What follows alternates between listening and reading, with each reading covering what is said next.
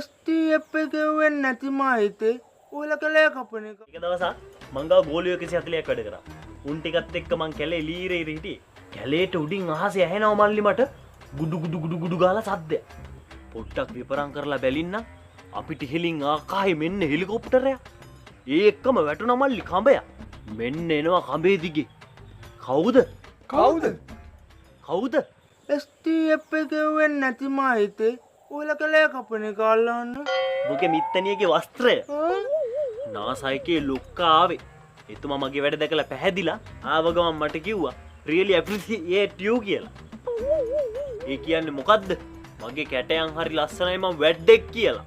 වැද්දෙක් කියලාද? වැද්දෙක් කියලාද දන්නේ නැහැ කිව්වේ. අනවශ්‍යයිනේ. හරි හරි. වැද්දෙක් වුණත් වඩෙක් නේ. අඩේ. ඒකත් ඇත්තනේ. ඒ සුදු උත්තමයා මාව හම්බෙන්න ආවේ ඇයි? ඒ නාසා ආයතනයේ යවන අලුත්ම රොකට් යන්ත්‍රේ මට කියලා ලීයෙන් හදව ගන්න. ඒ සුදු උත්තමයා මට ඇවිල්ලා කිව්වා ජානක මට වෙන මොකුත් එපා. මේ රොකට් එක මට ගහලා දීලා මම ගොඩ දාපන් සගෝ. කෙලින්ම ගැහුවා මල්ලි රොකට් එකේ උඩ හංස පුට්ටුව ගැහුවා. හංස පුට්ටුව ගහලා යටින් ගැහුවා දේවහයියේ ආරක්ෂාවයි කියලා. යට ගැහුවා වටේට මොණ්ඩර කැටේම ඩිකිය පැත්තේ. ඩිකිය පැත්තේ අර පිටිපස්සේ ඉන්න රොකට් වලට පේන්න ගැහුවා. මගේ පස්සයි ඔය මූණයි හරි අවදානම් කියලා. ඒ සුදු උත්තමයා මං හදපු රොකට් එක දැකලා හරියට සංවේදී වුණා.